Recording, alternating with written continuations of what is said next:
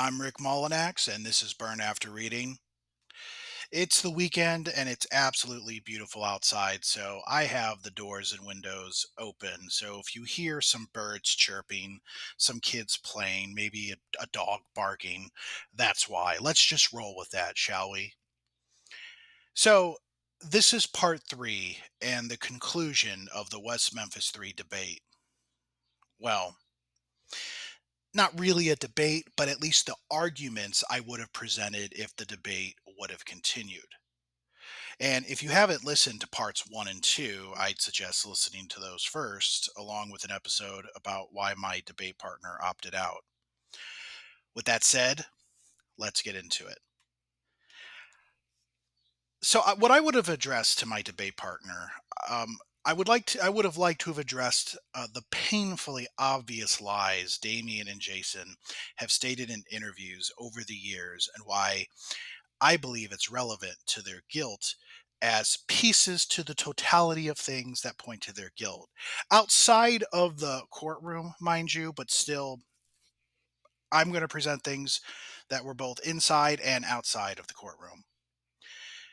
In 2007, Damien told Larry King he lived in Marion, Arkansas, which was 10 to 15 miles from West Memphis during the time the crimes occurred. Here's the thing, though, he's a liar. He actually lived at the Broadway Trailer Park in West Memphis, less than 2 miles from the crime scene at the time of the murders. In 2010, he told interviewers West Memphis wasn't a place he went to a lot at all. Again, he's a liar. He lived in West Memphis at the Broadway Trailer Park, as I already mentioned, and he testified to walking around West Memphis with Jason Baldwin frequently. Also in 2010, Damien told interviewers he was unfamiliar with the crime scene neighborhood where the victims lived. But in 1994, he testified to walking through that neighborhood 2 to 3 times a week. In addition, he used to live at the Mayfair apartments across from the crime scene itself. So one must ask the question, why would an innocent man need to lie about those details unless a guilty man is trying to distance himself to make himself look innocent? Perhaps Damien didn't realize that people would have access to this information to fact check him later on, since the media sure as fuck wasn't going to do it. But the lies keep on coming. Damien lied about his relationship with Jessie Misskelley. If you remember in part one, I believe, my debate partner talked about how Damien and Jason really weren't friends with Jesse. They knew of him, but didn't really hang out with him. Well, so in Damien's book, Almost Home, he said that he knew Jesse enough to say a few words when he saw him. And former FBI profiler and West Memphis 3 advocate John Douglas said Damien didn't even really know Jesse and never really hung out with him. But if we go back to the time of the investigation, the accounts of peers and community members like Dominique Tier, Jim McNeese, Deanna Holcomb, and many others, they speak of an actual friendship between the two. And they place the two together at Damien's house, walking around town, and at community events from 1991 to 1993. Peggy Simmons, softball club director, stated that on Thursday, May 27th, 1993, that she saw Jason Baldwin, Damien Echols, and Jessie Misskelley at the club to watch a girls' ball game. Simmons also testified to this at Damien and Jason's trial. I hope I'm not going to butcher this person's name. Dino Perfetti.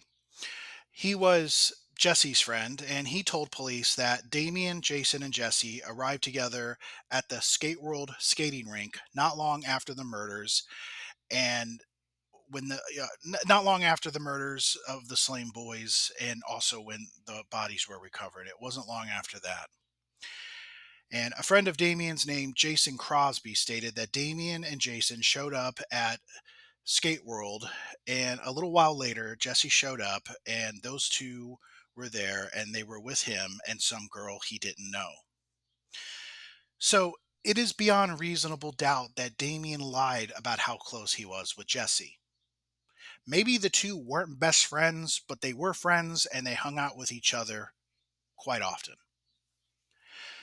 But Damien isn't the only liar. Jason is a liar too. Jason did a two-part interview with Bob Ruff on his Truth and Justice podcast, and he stated that he never really was friends with Jesse. Here's the thing though. Jesse and Jason had been on and off as close friends over the years.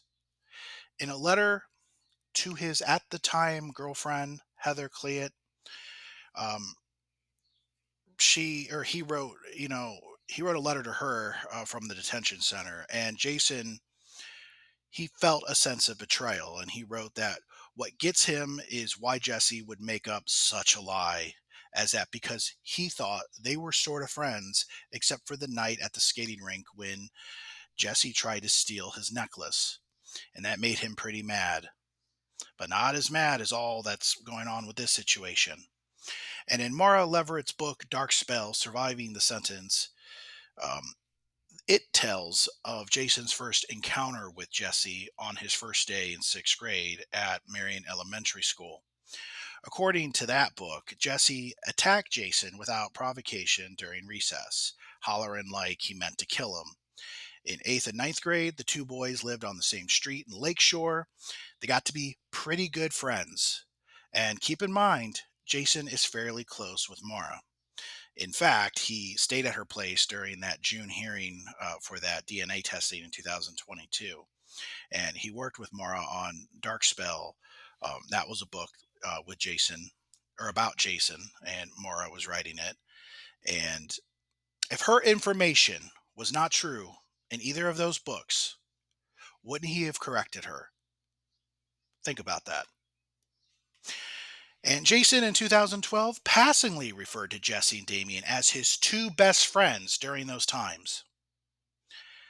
And Jason made a statement on a Blog Talk Radio interview that somehow or another they made the decision to set me and my two best friends up for the crime. They, of course, being law enforcement or the state of Arkansas. Now I can already see the comments coming. That lying doesn't prove guilt. I'm sorry, wake the fuck up.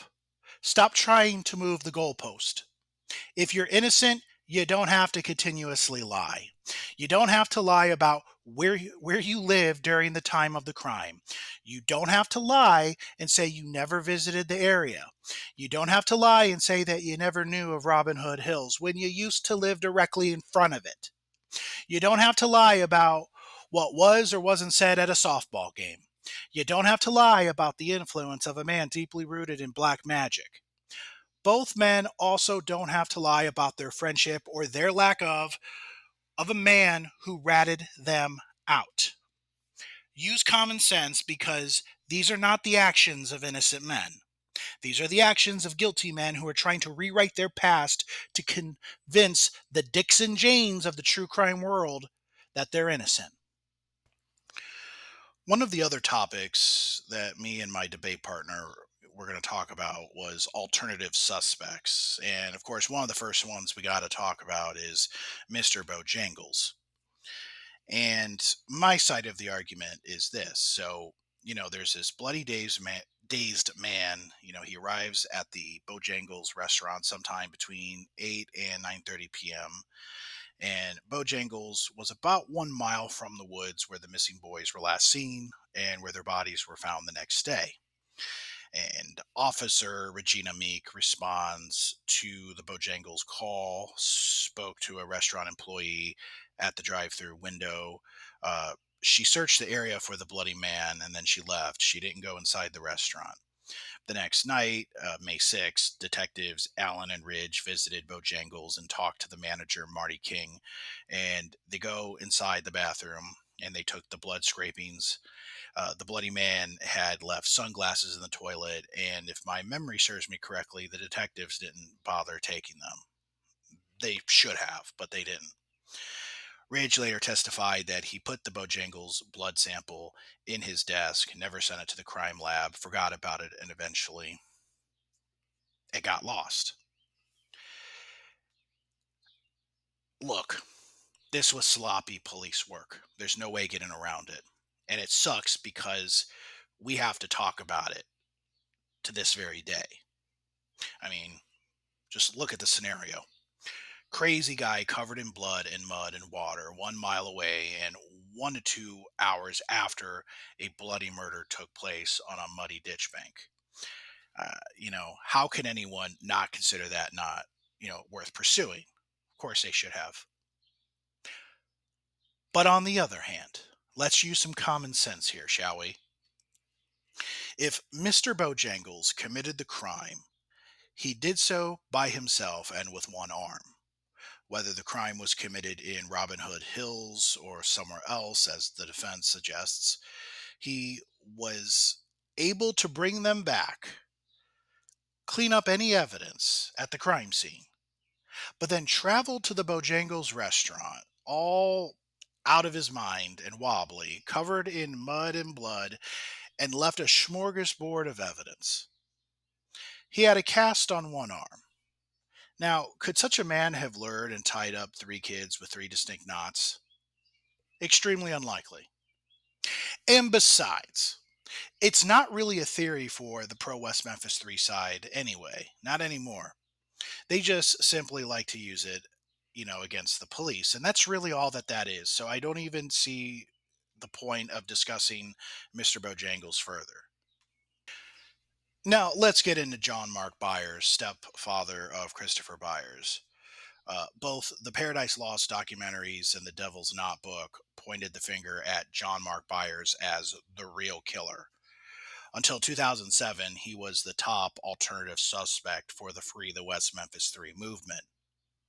However, there was never the slightest evidence that John Mark Byers committed the crime. West Memphis police investigated him early on. They interrogated him at length, but never uncovered anything suspicious.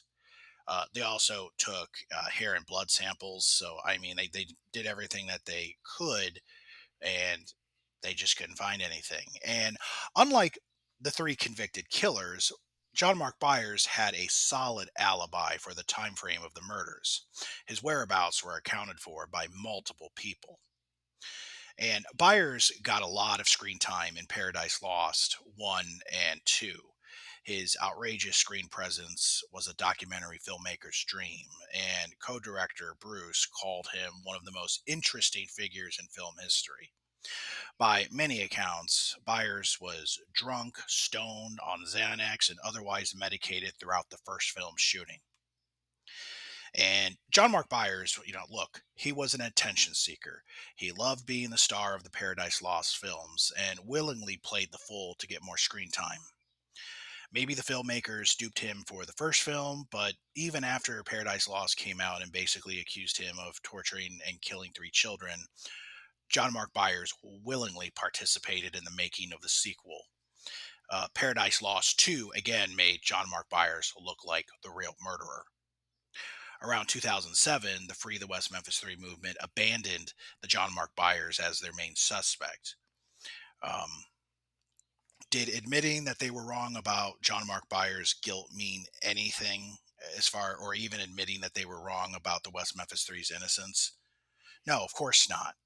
West Memphis 3 supporters began pointing fingers at Terry Hobbs, stepfather of Stevie Branch, as the real new killer.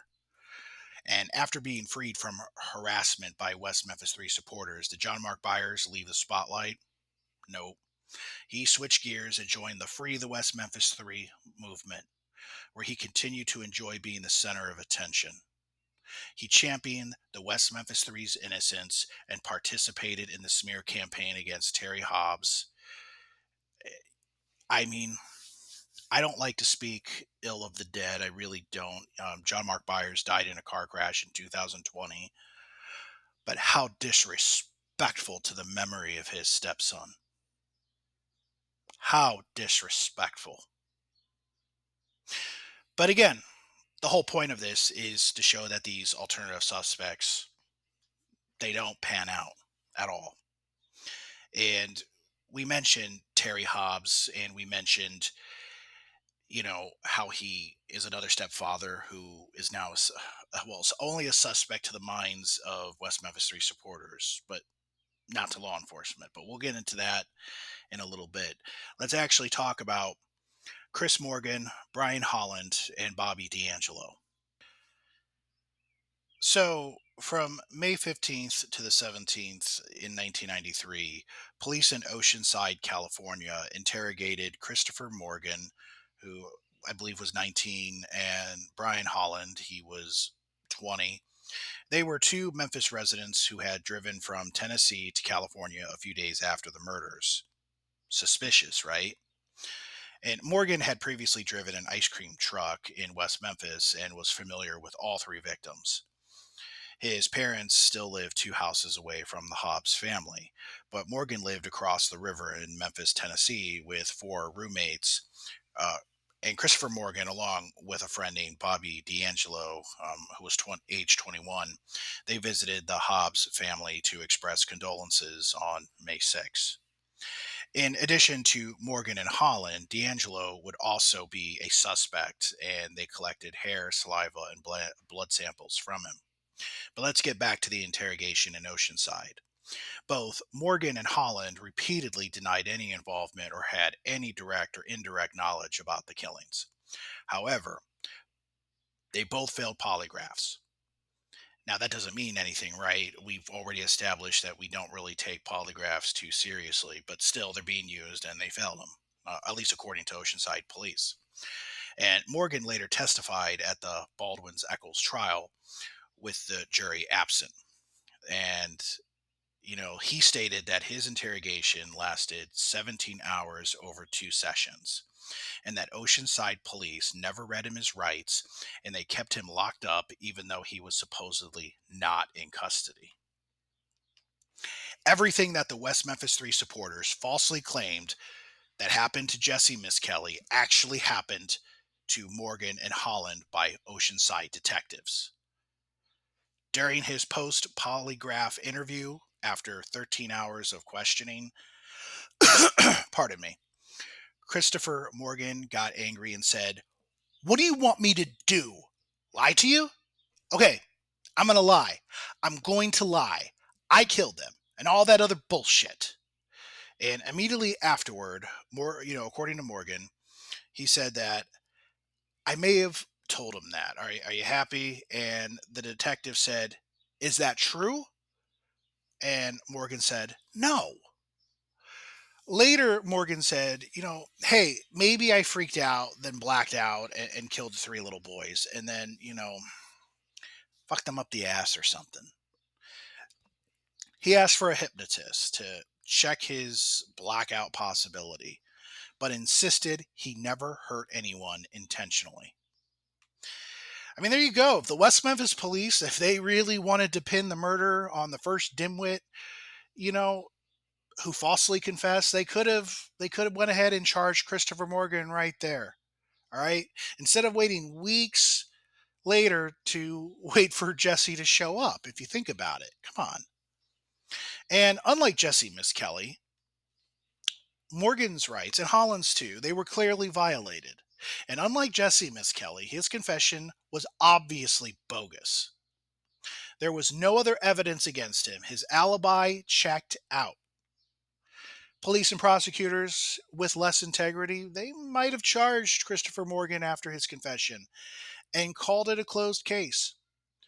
They might have even gotten a conviction. Who knows? I mean, we'll never know. It's all hypothetical. That really would have been a terrible miscarriage of justice. And West Memphis police, I mean, we want to accuse them of those things, but they didn't do it. And because they did not do that to Christopher Morgan, they should be praised for not doing that. And it also shows that they weren't out just to get anyone due to public pressure. It's absolute bullshit. And now, let's talk about Terry Hobbs. A lot of accusations came from his ex-wife, Pamela Hobbs, and her three sisters. Years later, during a bitter divorce, Pam would accuse Terry of some horrible things. Accused him of molesting their daughter in order to win a custody battle. And when that accusation failed, she tried to claim that Terry was the real killer of her son. These accusations originated from a rumor created by her sisters after the murders and seemed based on their dislike for their brother in law.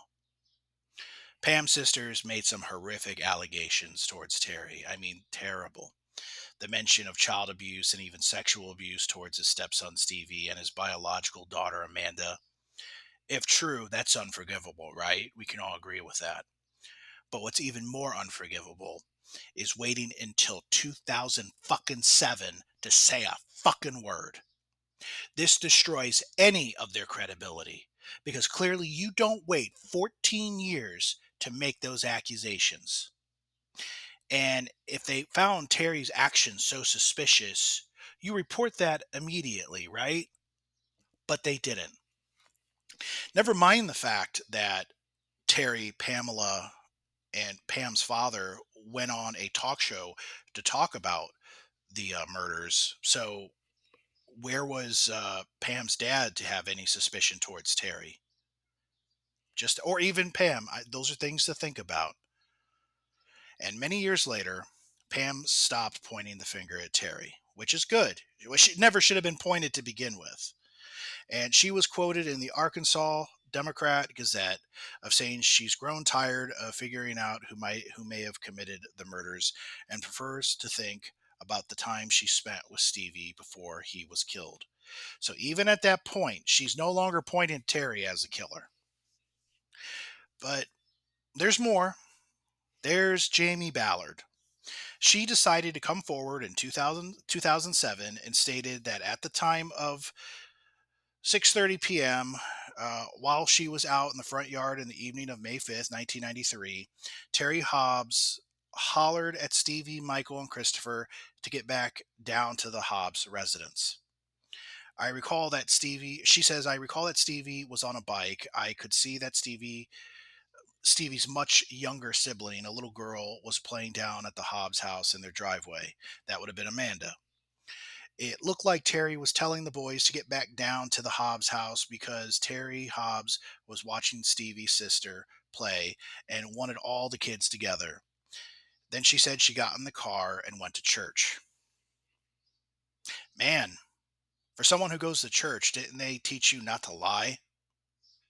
Ballard claimed Amanda was with Terry, but in David Jacoby's various statements, he said on the day of the murder, sometime between 5 and 5:30 p.m., maybe even 6 p.m., Terry came to his house where they played guitars while Stevie's little sister Amanda amused herself with toys. About an hour later, Terry left, saying that he was going home to see if Stevie was there, and Amanda stayed behind. So both statements can't be true because Amanda can't be at two places at once. She was either left behind at the Jacoby residence or at the Hobbs residence. Due to the fact that Ballard came forward nearly 14 years later to make her statement, I am more inclined to go with Jacoby's statement that Amanda was at the Jacoby residence as Terry went to look for Stevie. Not to mention, Stevie, Michael, and Christopher were last spotted headed in the direction of Robin Hood Hills between 6 and 6:30 p.m. and not at the Hobbs residence, which is further south of the crime scene. Getting back to David Jacoby, he appeared in the 2012 documentary West of Memphis as part of the West Memphis 3 defense team's effort to investigate his at the time friend, Terry Hobbs. And it was reported that in soliciting his cooperation with that effort, investigators Ron Lax and Rachel Geiser told him his own hair was a match for a hair collected from a tree stump at the crime scene.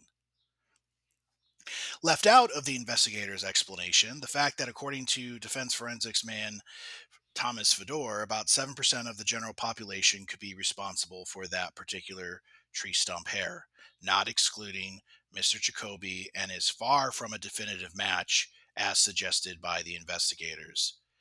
I have no respect for Ron Lax. I mean, he's good at persuasion. I guess I can give him credit for that, but for being an honorable man, nope. Again, don't like to speak ill of the dead, but man, he did a lot of things which I thought were shady as fuck. But we just want to ignore that, right? The West Memphis 3 supporters, let's just gloss over it because lying is justified if you can find the killer. Anyway,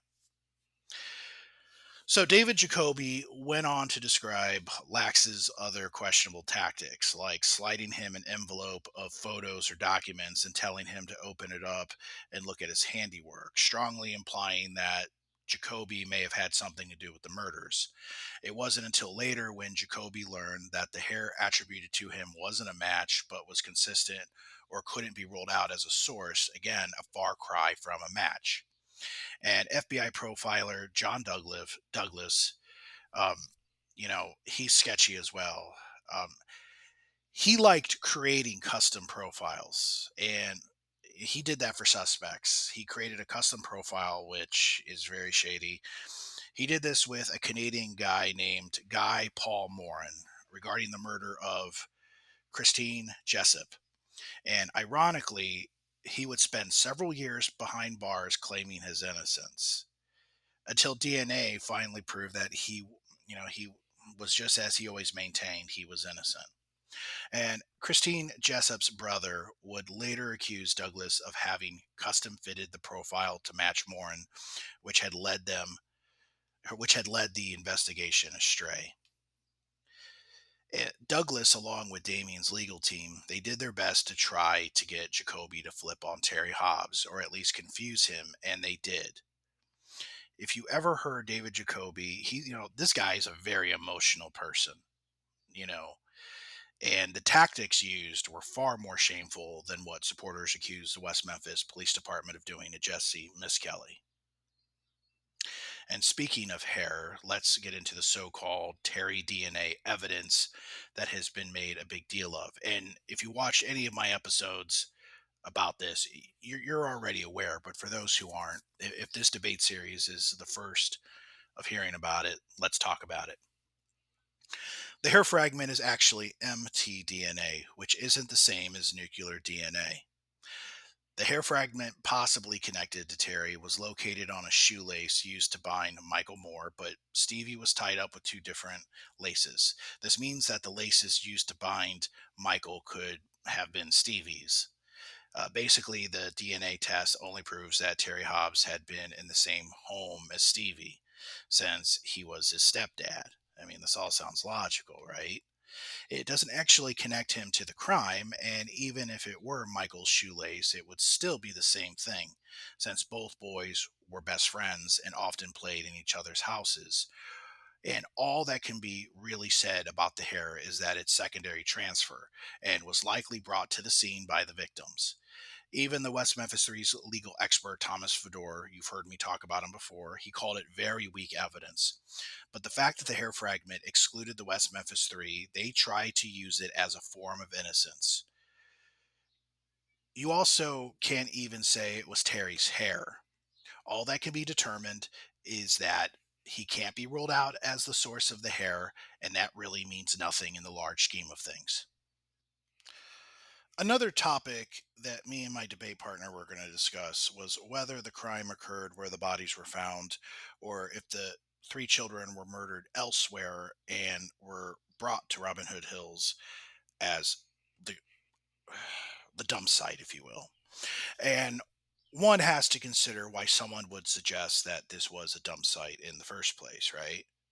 Well, it was suggested by defense lawyers for the West Memphis Three in an attempt to exclude their three clients from the crime, as well as to try to discredit Jessie Misskelley's multiple confessions to the murders. The notion was put forth at trial and became a major claim by Jason Baldwin's lawyer, Paul Ford. And the reasoning behind Ford's assertion was twofold. One, he could argue that the prosecution had all the facts wrong and therefore the evidence might be all wrong. And obviously, the other aspect, which would be number two, is that the defense was really trying to push that neither Jason Baldwin, Damien Echols, or Jessie Misskelley had owned vehicles and therefore could not have driven the bodies to the scene. And so when it comes to Jesse, under this line of argument, he obviously would have had to have been lying in his confessions if the victims were killed at a different location.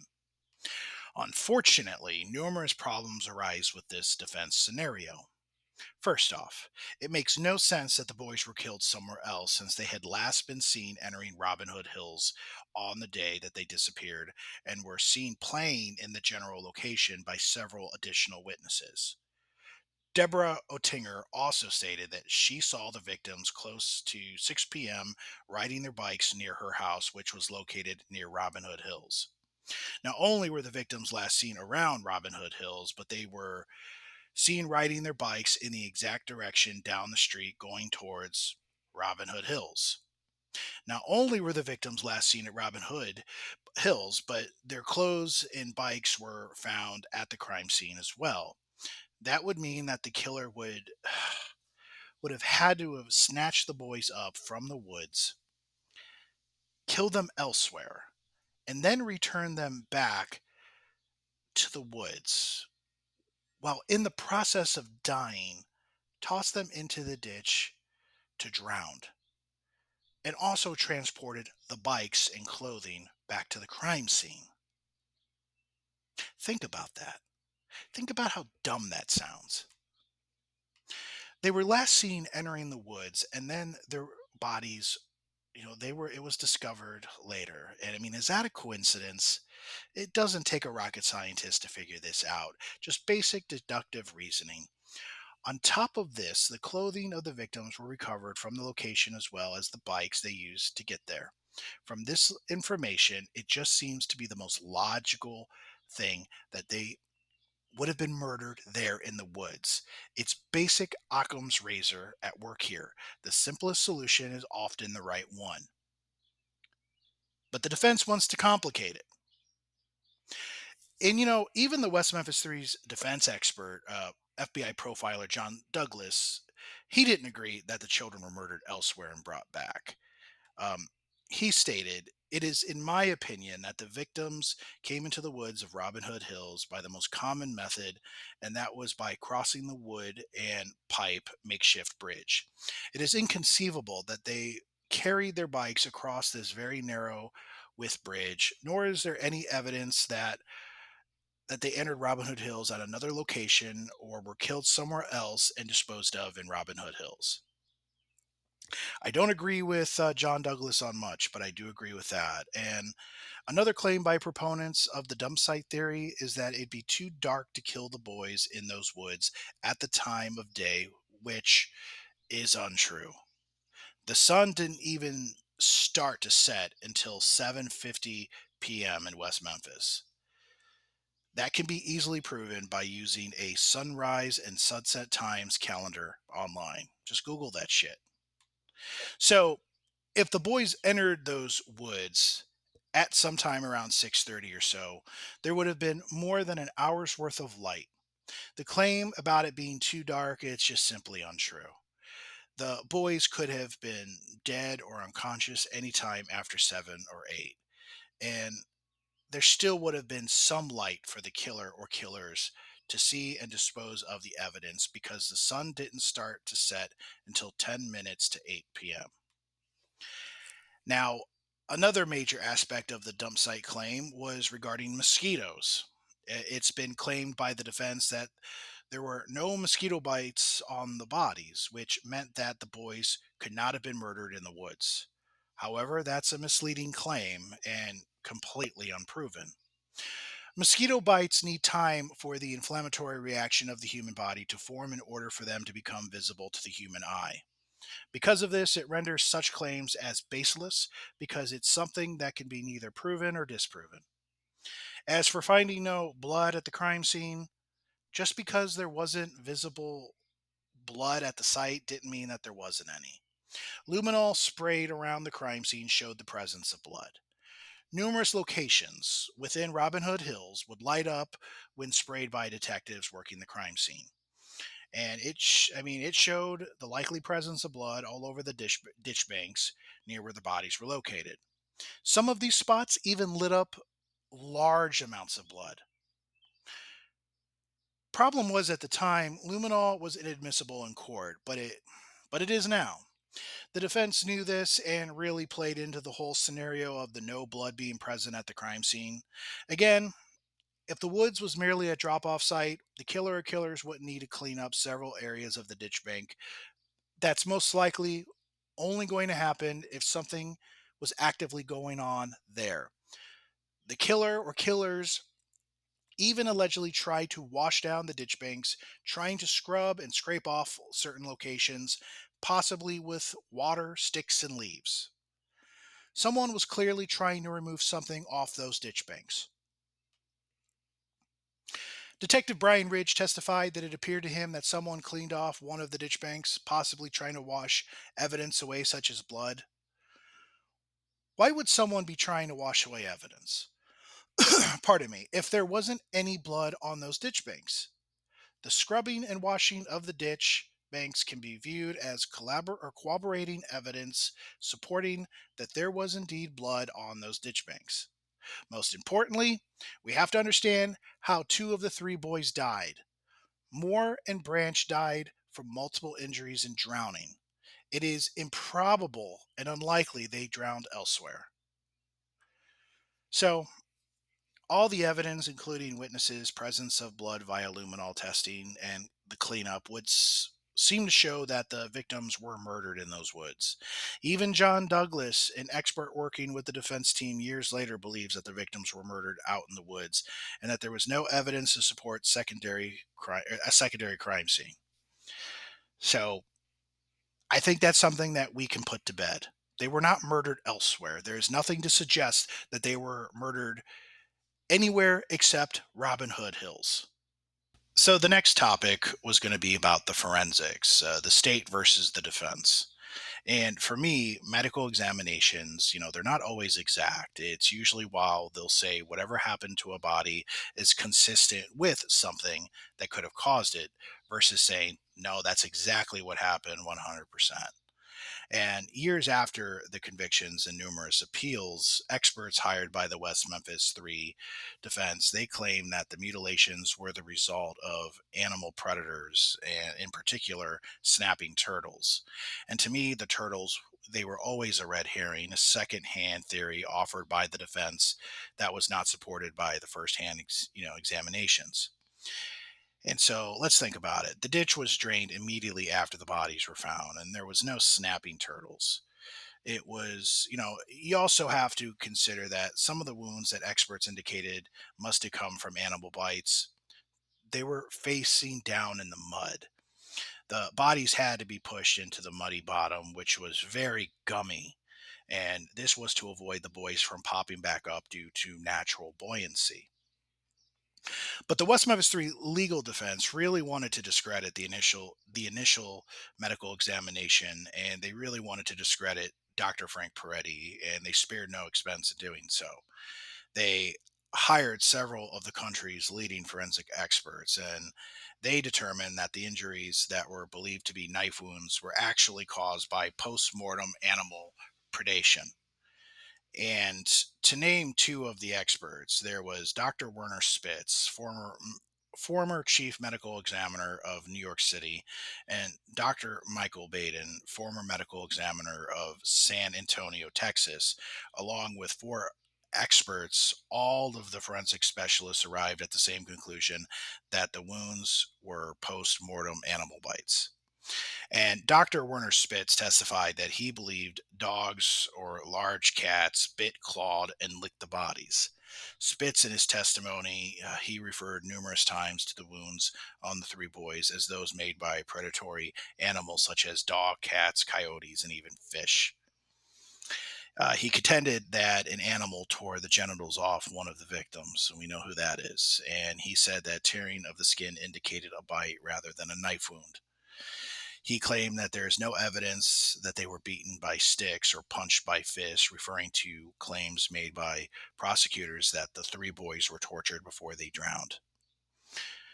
So he finds no evidence of injuries from knives, sticks, and fists, but this is what he does find evidence of, which I find to be utterly, utterly fucking absurd. That the dogs or large cats dislodged all three children out of the water, pulling them back up from the ditch bank to slam their bodies against trees, and then some miraculous way put all three bodies back into the water where they were pinned back into the muddy bottom. That's the serious scientific opinion from a top expert in the field who can't remember just how much he was getting paid to testify for the defense. Oh, and just to show you who he will testify for, he was an expert witness for Casey Anthony.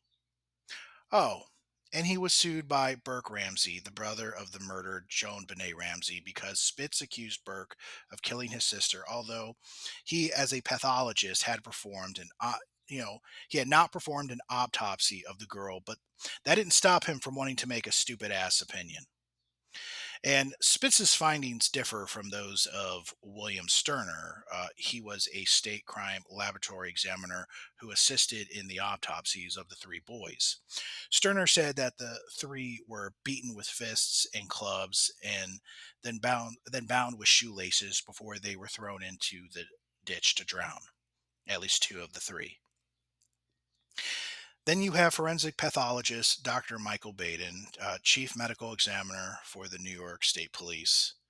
Baden looked at a photograph and documented evidence and gave his opinions. And in addition to cats and dogs making wounds to the three boys, he also mentioned snapping turtles.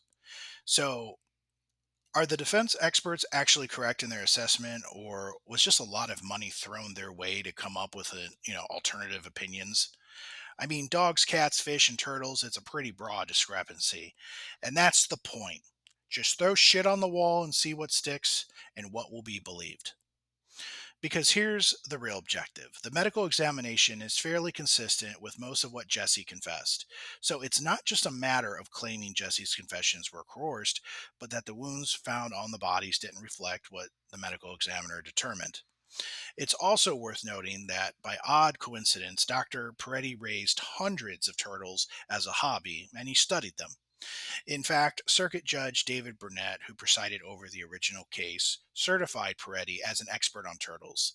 I think if animal wounds consistent, if those animal wounds consistent with snapping turtles was evident, I think he'd know.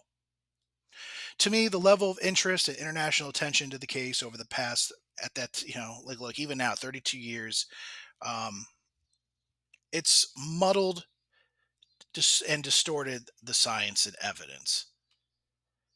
I feel that the animal predation thing is bullshit. The West Memphis 3 defense just needed an alternative theory, and animal predation just, it's a likely secondary alternative theory, and that's all that was. The next topic is jury tampering. Did or didn't it happen?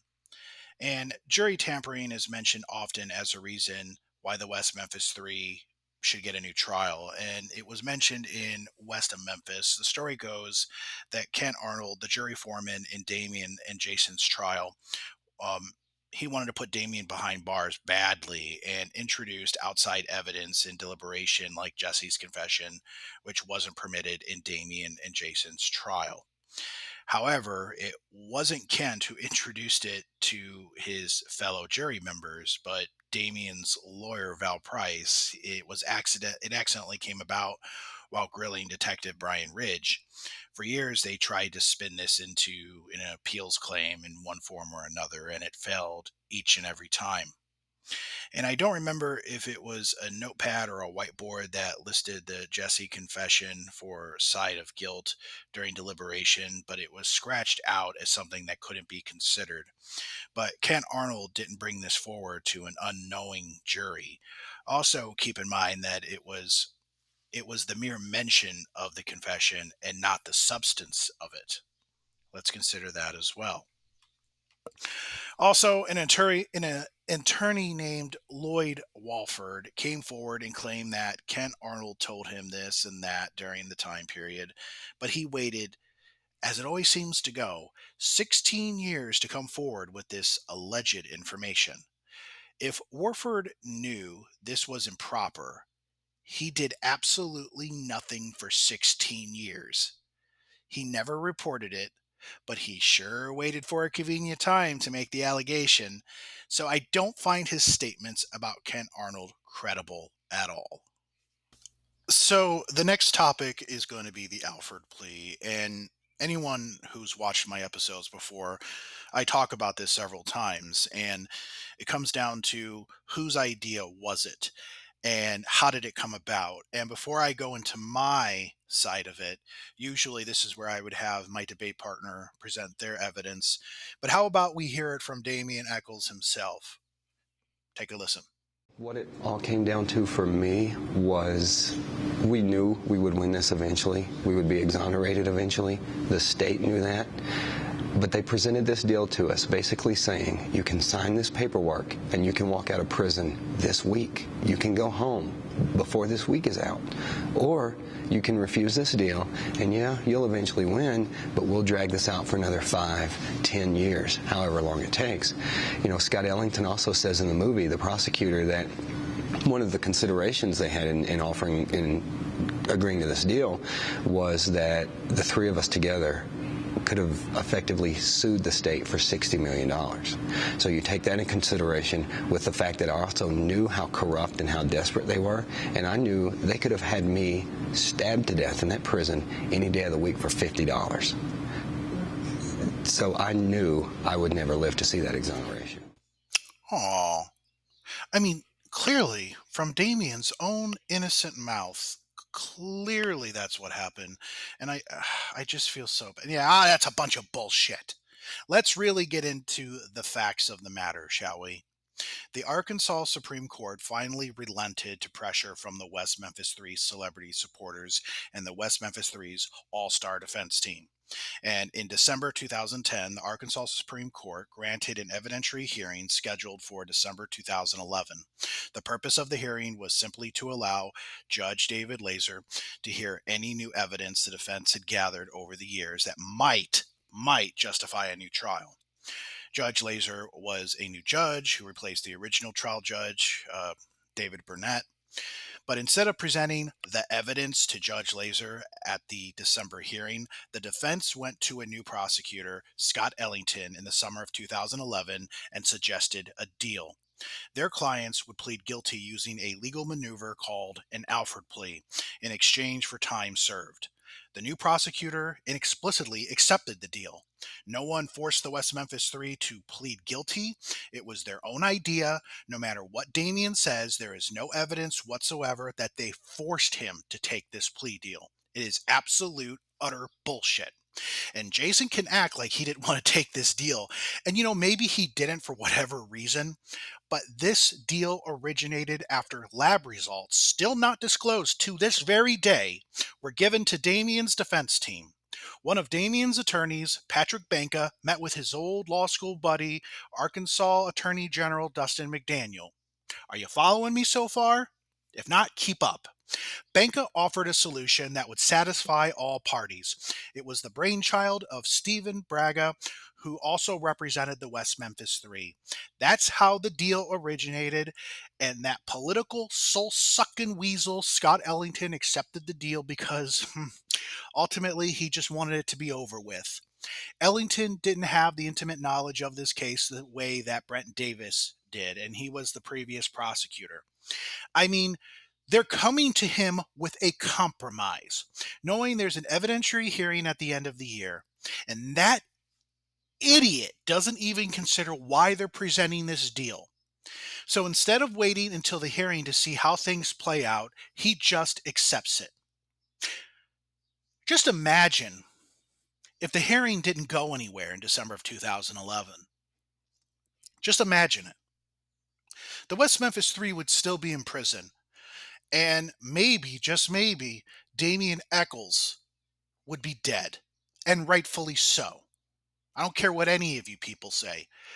He murdered 3 children along with his 2 other buddies. He deserved it. I'm just saying. Doesn't mean I have to love the death penalty, but it's there. Anyways, as for the West Memphis Three, instead of presenting their new evidence and gaining complete exoneration and having the chance to sue the state for tens of millions of dollars, becoming stupid rich, the slick West Memphis Three defense team convinced a newbie prosecutor, he could get rid of a difficult case if the West Memphis Three could just plead guilty and be released from prison and leave it to Scott, dumbass is my middle name, Ellington, to be despised by both sides. But I would like to say something about suing the state. Just because you're going to sue the state for $60 million dollars or however much doesn't mean you're going to get that full amount. You may not even get anything near that. Um, Research Stephen Avery when he was wrongfully convicted for a rape that he didn't commit. And then see how much he sued for and see how much he actually got. It just doesn't always work out that way. All right, now the next topic.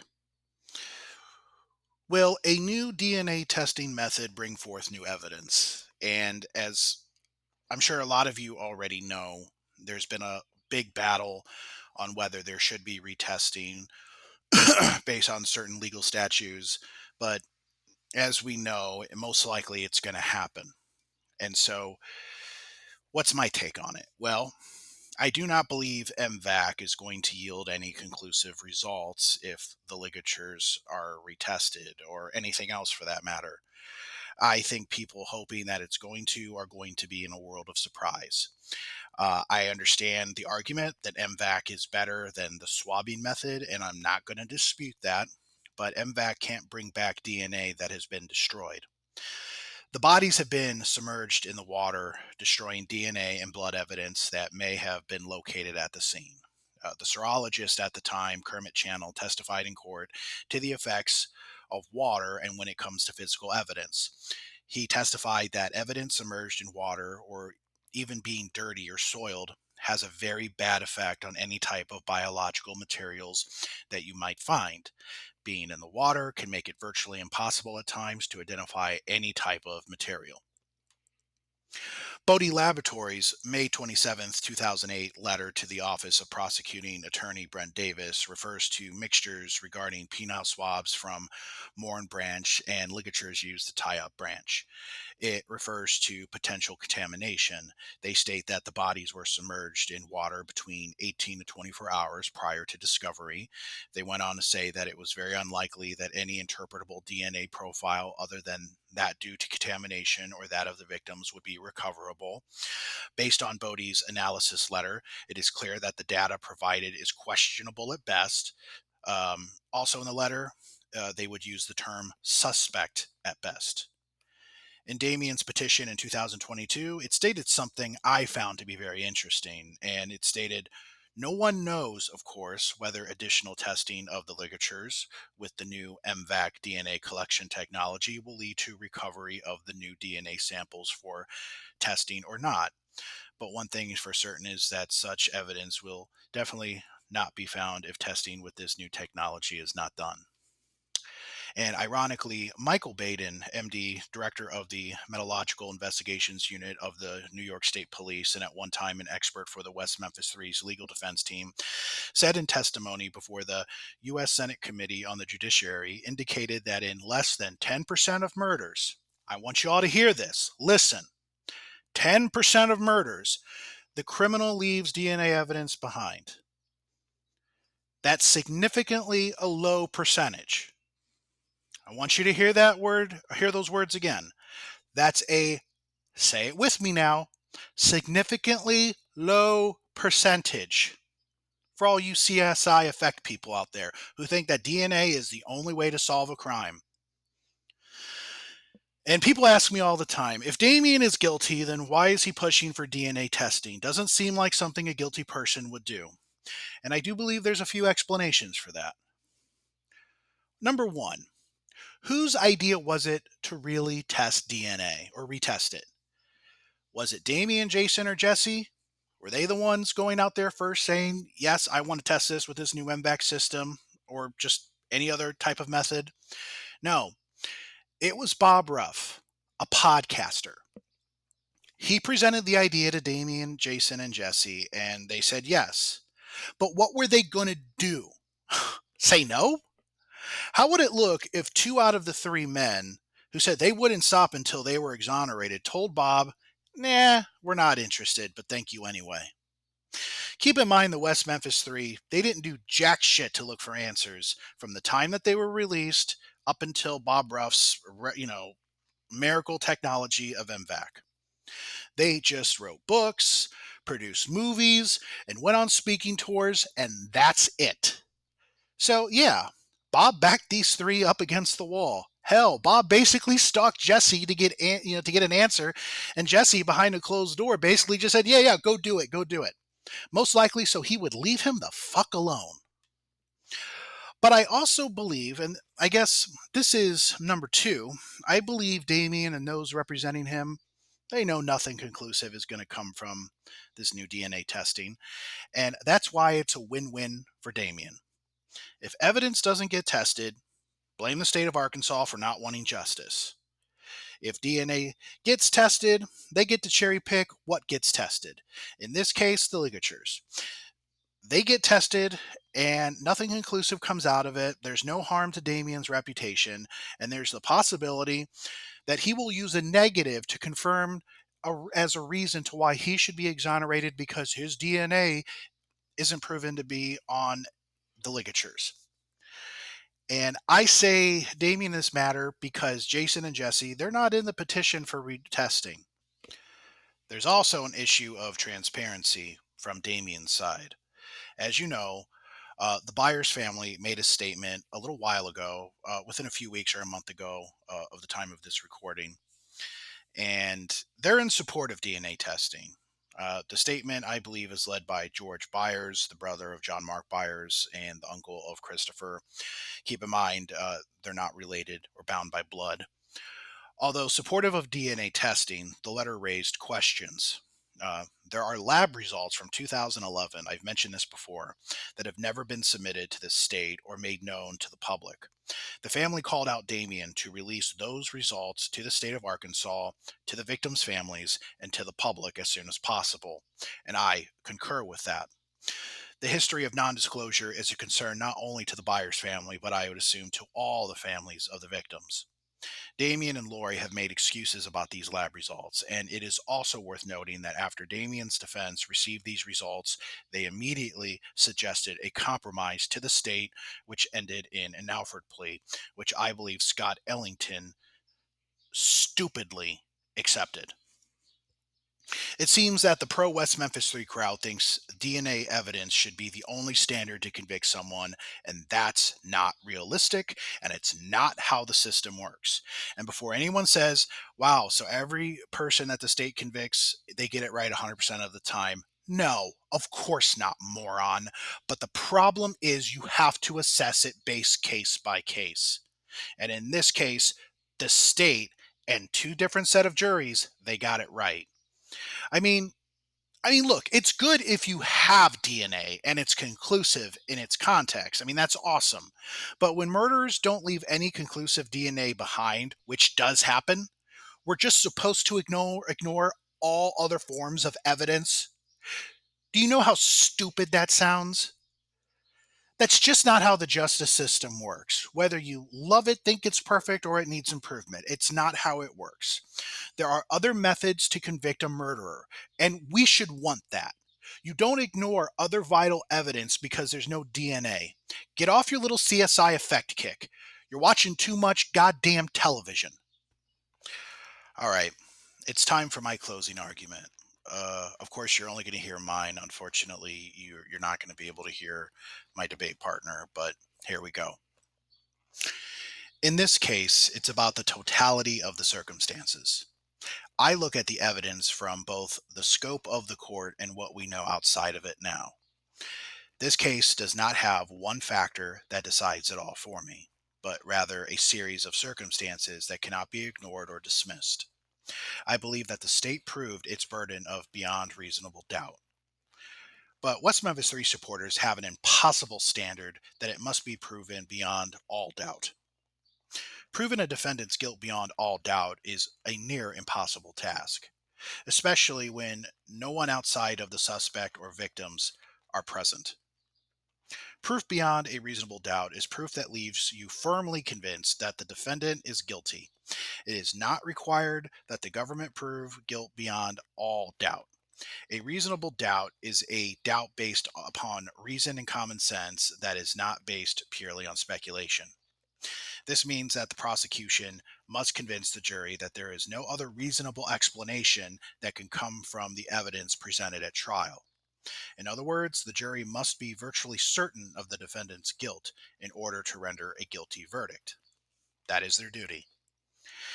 And I believe, not only with the understanding of the case, but with all of my heart, that the prosecutors Brent Davis and John Fogelman did just that. They proved the burden that Jessie Misskelley, Jason Baldwin, and Damien Echols murdered Christopher Byers, Stevie Branch, and Michael Moore on May 5th, 1993, in Robin Hood Hills, approximately between 6:30 and 8 o'clock p.m. There is no other possible explanation. Terry Hobbs did not commit murder. To believe that, you would have to believe two things. One, his daughter was at two places at once, both at Jacoby's and in her own driveway playing. You would have to believe Michael Moore, Stevie Branch, and Christopher Byers were at two places at once as well, both near the Hobbs residence and near Robin Hood Hills, which is at the starting and ending point of each other. Not to mention going back and forth to Jacoby's and meeting up with John Mark Byers and Dana Moore around 8 p.m. to find out that all three boys were missing. Nothing about Terry looked out of place to John Mark Byers or Dana Moore. If someone wants to point to a bunch of conjecture from Pam's family over a decade later because of personal beefs and consider that credible versus what I presented, then I have oceanfront property in Arizona to sell you. Mr. Bojangles did not commit the murder. To believe that, you would have to believe both that a man with a cast was able to subdue three boys, commit the murder somewhere else by some unknown way of transportation, then bring them back with only one good arm and dispose of the bodies while cleaning and leaving no evidence. Then you would have to believe that he was clever enough to do that while also going to a Bojangles restaurant, leaving blood and evidence like his glasses everywhere in the bathroom. John Mark Byers did not commit the crime, despite how badly the West Memphis 3 supporters wanted him to be. Anyone keeping tabs at the time were 100% convinced he was the real killer. Why? Because a book and filmmakers told them so. Then he becomes a supporter, believes in the West Memphis 3's innocence, and most hop on to the next stepdad like a bunch of fucking lemmings. Let's be real. West Memphis 3 supporters go where they are told to go when it comes to alternative suspects. But here's the problem for them. There are no alternative suspects. There are only three very real suspects, and they were convicted multiple times. These individuals are Damien Echols, Jason Baldwin, and Jessie Misskelley. Nobody else. I believe I have laid out a very comprehensive list of reasons. Damien was a psychopath who had a history of violence and mental illness. While not everyone with mental illness kills people, some actually do. Look into a lot of the school shootings as a good example. He fantasized about murder and threatened to murder people. He believed he was better than others and felt drinking blood made him a god. He adored Crowley, a man who said that he was a god and believed that the best sacrifice was child sacrifice. Damien believed he would become another Charles Manson or Ted Bundy. He also believed he was transforming into something more powerful. Kind of eerily similar to how the fictional child killer Freddy Krueger became something much more after vigilante parents set Freddy on fire and killed him. Much like how Freddy would go and get revenge on the parents, Damien thought he would get revenge on everyone who did him wrong. He enjoyed the thought of being the West Memphis boogeyman. From when I was real small, that people were going to know who I was. I always had that feeling. But I just never knew how they were going to learn. I kind of enjoy it because now, even after I die, people are going to remember me forever. They're going to talk about me for years. People in West Memphis will tell their kids stories. It'll be like, sort of like I'm the West Memphis boogeyman. Little kids will be looking under their bed before they go to bed. Damien might be under there. Damien admitted to the murders at a softball game, which he initially denied saying in court, only to admit later he did, but it was a joke. And after a failed polygraph test, he stopped denying his involvement. Damien tripped up many times, revealing details that only the killer or killers would know. What do you think? I think I did real good the first day. The second day, it didn't look as good because Davis kept trying to trip me up or something. There was one point in there, though, where he asked you, he says, it looks like you're just changing your story to fit whatever comes up. And you said, yeah. I was just like halfway listening to him. After I was real nervous when I first got up there, enough to keep my attention focused and everything. But after I was up there a few minutes, just started daydreaming. Daydream.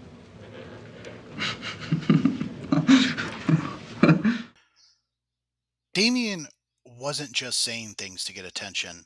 He thought he was smarter than everyone in the room. He felt he was going to get away with it, and in the courtroom, he taunted the families, giving them the finger, blowing them kisses, and licking his lips at them. When Fogelman said Damien didn't have a soul, he was absolutely right.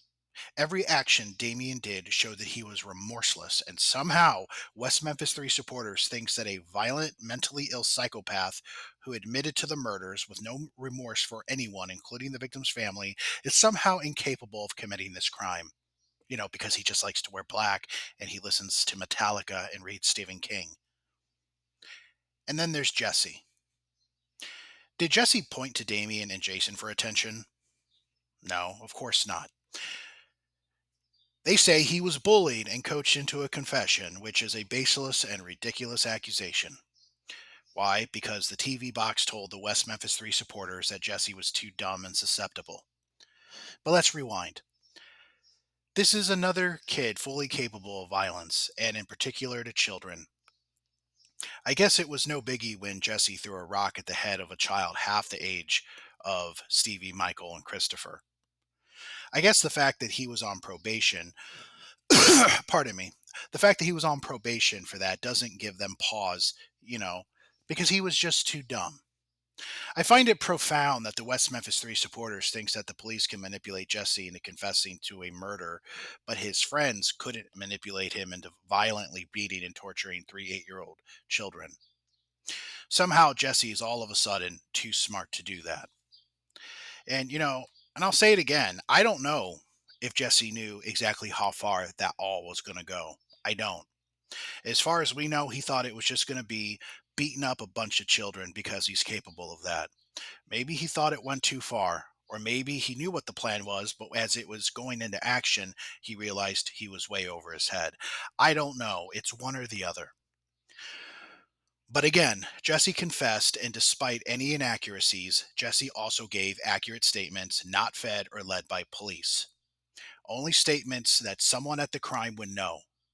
As for the inaccuracies, Warren Holmes even accounted for those inaccuracies and said that 99% of the time the suspect is guilty, and that was Jesse's own legal expert.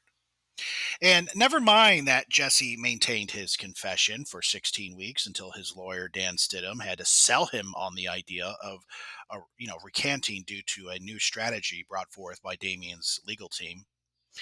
Never mind that after Jesse's confession, he went back to saying that he was guilty. Maybe we should just do some mental gymnastics and just say that Jesse was too stupid to know what innocence and guilty meant. It's as comical as anything the supporter side has been claiming. And does anyone remember when Jesse said in his confessions that they went to Robin Hood Hills to drink? He said he was drinking whiskey while Damien and Jason were drinking beer. Damien, thinking he's funny and clever, throws in this little jab. Once you get out of here, you gonna buy the beer? The whiskey. No beer. And I'll buy the Bojangles chicken. And here's another thing. Does anyone find it odd that Jason's own attorney, Paul Ford, thought Damien was guilty? Why didn't Jason step up for Damien and say, no, there's no way he could have done that? Unlike Damien's legal defense to prove his innocence, Paul just said, fuck it.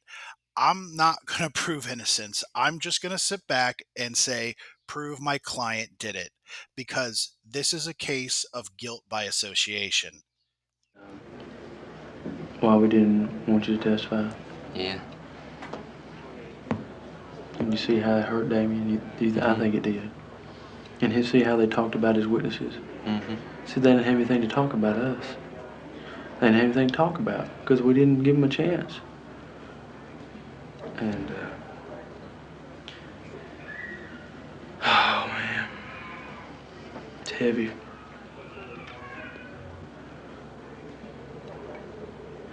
Do you think that this will change at all? How you choose your friends? Yeah. What do you think this would do? What do you think this is going to do to you and Damien, you and your friendship with Damien?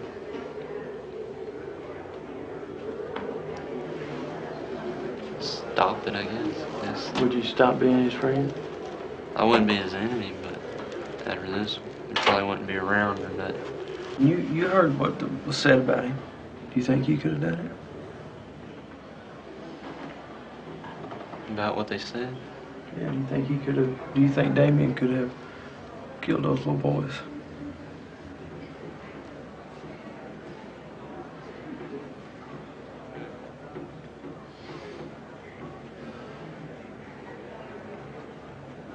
They made it seem like he did. On his closing? I think Paul should have left out the guilt by association part. He came down hard on that, didn't he? Mm-hmm. Do you have any idea he was going to do that? Mm-hmm. I thought he'd be smart enough to stay away from him. Hurt your feelings? I wanted to strangle him. Later, Jason Monday morning quarterbacked Paul Ford's strategy, claiming he didn't use this Asian kid for his alibi because Paul Ford thought, oh, we don't need him. We don't need him. They don't got anything against you. And let's actually hear what Jason has to say about it. There was a kid that had saw me at the Walmart that I didn't know, but I remembered because my friend Ken and I was playing video games at Walmart after I mowed my uncle's yard, and there was an Asian kid waiting on us to get through playing so he could play. And I told my attorney Paul, because he was like, did anybody see you anywhere that is not your friend or was not related to you? I'm like, well, that's everybody I'm around anytime, you know? But I was like, wait a minute, there's this Asian kid who's waiting for us to play, you know, waiting for his turn at the video game. I don't know who he is, never seen him before that day, never saw him afterwards, but there's somebody out there, you know. And I found out he came forward later after we were arrested, you know, and was like, hey, I remember seeing Jason playing video games there. Didn't look like he had just committed a murder, and certainly didn't look like he was planning a murder or whatever, but he was not called to testify either. So, for anyone who watched part one of this debate, you know exactly who Jason is referring to. Dom Nam. Dom identified Jason after seeing him on TV after his arrest and remembered seeing him at Walmart as they took turns playing an arcade game called Street Fighter II. They played for about 45 minutes that evening. And that sounds like a slam dunk alibi, right? Paul was just too incompetent to call him as a witness, right? Would have changed the verdict, right? I mean, Jason thought it was a solid alibi, but here's the problem. It didn't happen on the evening of May 5th. It was 2 weeks before the murder, so why would Jason attack Paul Ford for not using Dom Nam as an alibi when Jason knows Dom wouldn't be able to alibi him? The answer is Jason is a liar, and he didn't take into account that anytime he makes a statement in one of his powder puff interviews, is that anyone can fact check him. Keep in mind, along with Damien, he denied being friends with Jessie on the Truth and Justice podcast, despite claiming Jessie was one of his best friends in previous interviews. Jason knows he doesn't have to prove anything. All he has to do is make a claim, and the West Memphis 3 supporters will buy into it like the good little lemmings that they are. Paul Ford was right not to call Dom Nam as a witness for Jason, or anyone else for that matter, because Jason didn't have an alibi. It's as simple as that. Damien places Jason with him at the time of the murders, and Jessie places Jason at the scene of the murders, and not only places him there, Jessie puts the knife in Jason's hand. Not Damien, but Jason. Jason confessed to Michael Carson the disgusting details. So again, Damien places Jason with him that evening. Jessie places Jason at the scene with him, and not just at the crime scene, but doing the cutting. And Michael Carson explained what Jason confessed to him. But we don't want facts to get in the way, right? I guess Jason's provable lies are just more palpable. At the end of the day, it's Occam's razor. The simplest explanation is often the correct one. We can argue motive, but motive doesn't matter. While one was offered up in court, it doesn't have to be correct. Occult murder or thrill kill by 3 drunk teens? It doesn't matter because the names of the faces don't change. Inspector Gitchell spoke to that in an unreleased interview in Paradise Lost. Have a listen. I think these boys were involved in it. They practiced it. They were considered dabblers in it. But actually, this being a cult crime, I have my doubts. I don't think, that's my personal opinion. I'm really not sure how much that played into this, other than that these young boys that we did arrest, and I call them boys, um, they were involved in some cult or satanic ritual stuff. I would consider them dabblers, though, but not deep into it. In all reality, this could be just some mean guys wanting to kill 3 little boys. It could have been a crime of opportunity, instead of versus one being planned, which typically, if one's into Satanism and devil worshiping, and if this is what you're wanting to do is, say, sacrifice someone, it would be something a little better planned, I would think, than the way this crime unfolded and took place. I have seen worse wounds. I've seen many things in my career in law enforcement, and I have seen worse wounds. It's sad that you see it on little kids like this, but it's hard for me to say that this is definitely a cult or Satanism or devil worship.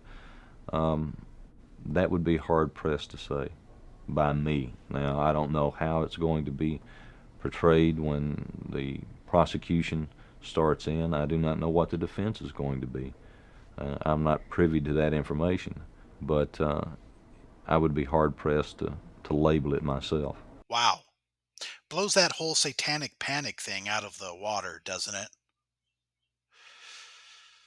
My debate partner said that she didn't really consider the documentaries because she knew that they were biased, and she's right. But here's the thing: this innocence narrative started with these documentaries, and like a tree growing, it became the primary trunk, and from it came the branches of Devil's Knot, West of Memphis, Bob's Truth and Justice podcast, and many other forms of media.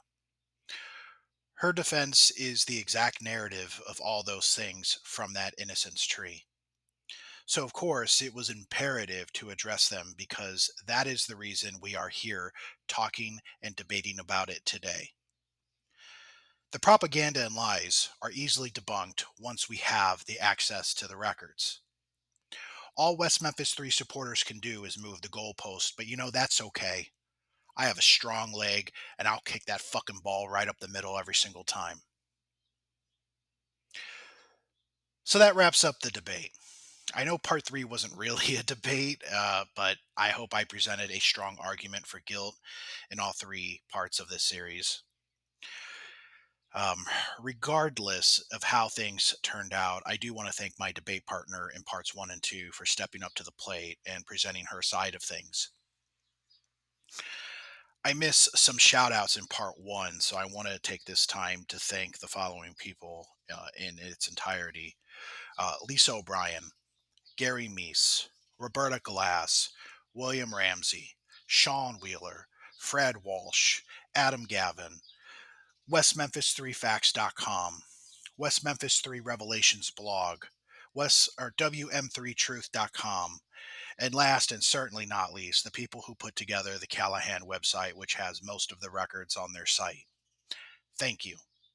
And to the individuals, I listened, took notes, and you have helped me become who I am today.